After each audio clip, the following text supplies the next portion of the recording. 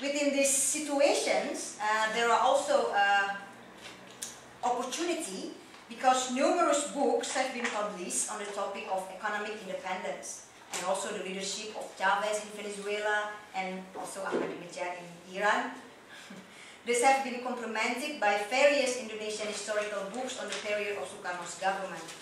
Many university students, mainly from the political science faculty, have devoted their thesis topic to the Chavez government and the political shift to the left in Latin America.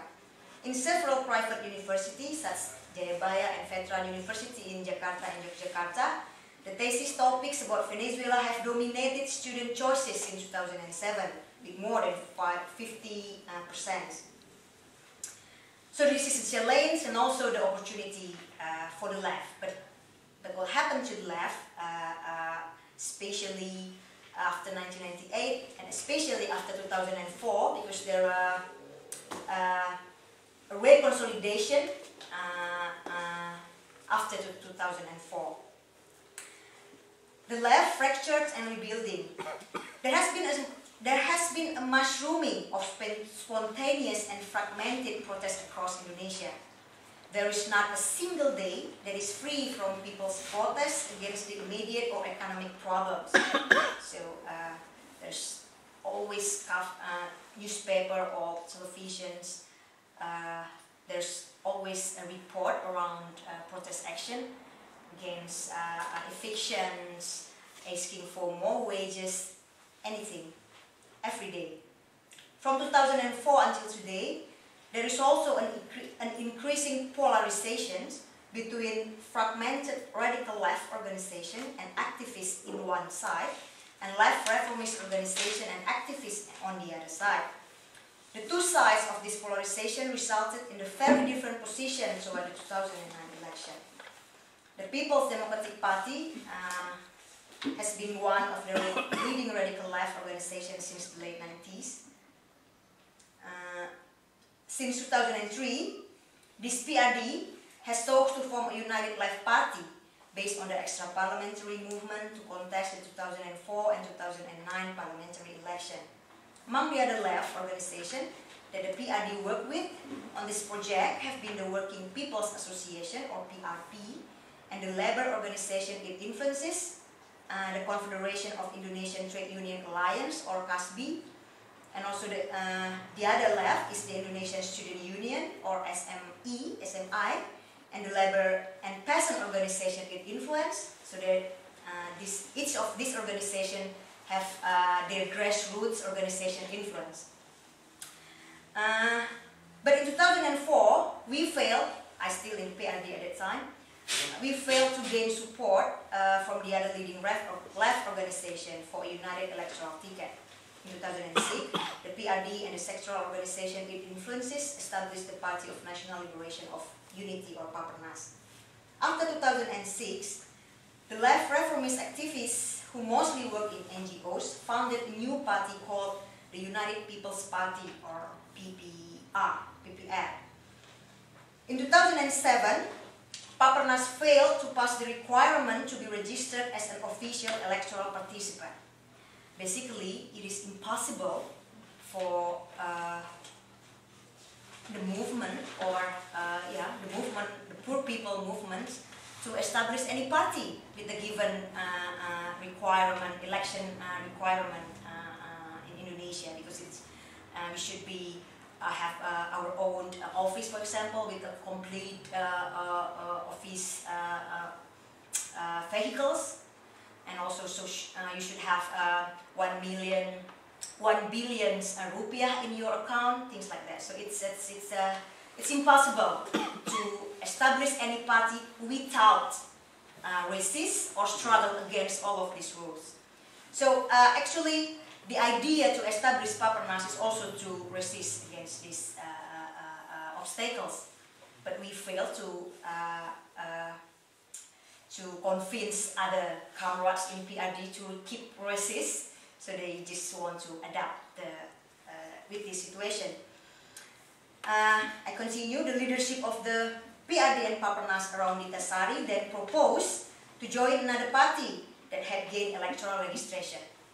That's the very easy way to do to be an election participant.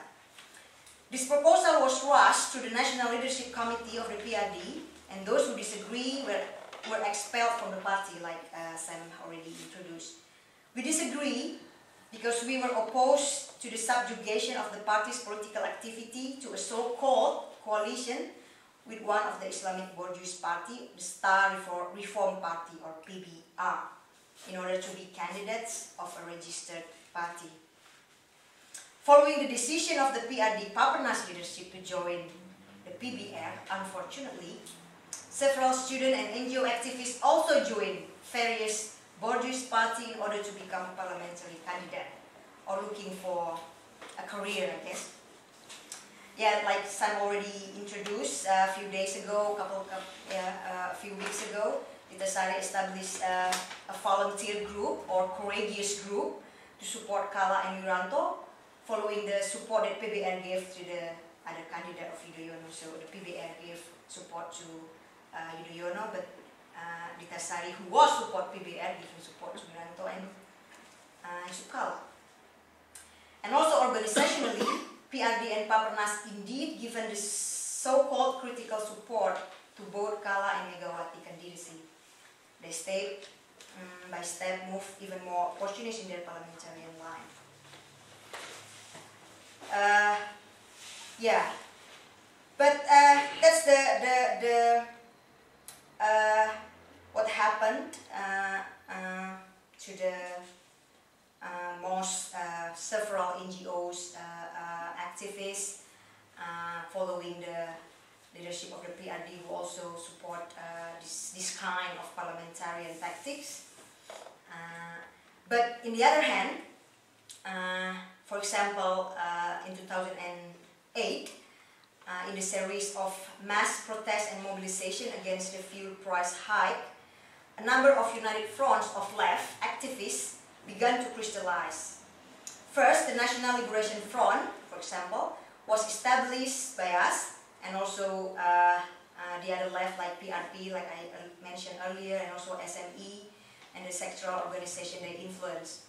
On the other hand, there are also the other consolidation of left, radical left activists consolidated around the movement of Agrarian Reform Alliance and National Student Front, formed the People's Struggle Front. So there were two left front established to resist the fuel price hike last year.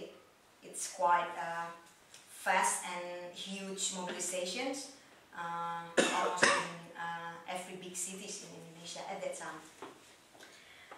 Both of these two blocs call for a break with imperialism, but the latter, the People's Struggle Front, have opposed being involved in any united front initiated by the first. So this is also the problem, lack of unity among the left. But in the other hand, the PRD and Papernas forces form the People's Challenge Front, together with some elite influenced student-based action committee. But only the first two political blocs, however, have ongoing public activities until now. Because People's Challenge Front, that established by Papernas and PRD, has gone and just like dispersed or dismissed, just like that. In the given situation, the Alliance of Workers' Challenge, or ABM, has played a very good role in leading some mobilization for radical demands. The ABM was the leading group in the formation of the FPN. The ABM was established in 2006 with the participation of radical and independent labor unions. The ABM decided that the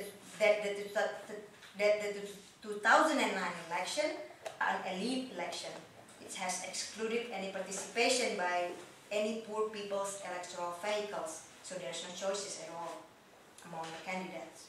The only option for the left activists is to form people's organization to resist the policies of the incoming government, or advocate for abstention, or advocate to boycott the elections. But it should be support. It can be declared. It should be support by the people if people want to support it. So it's still in the form of campaign.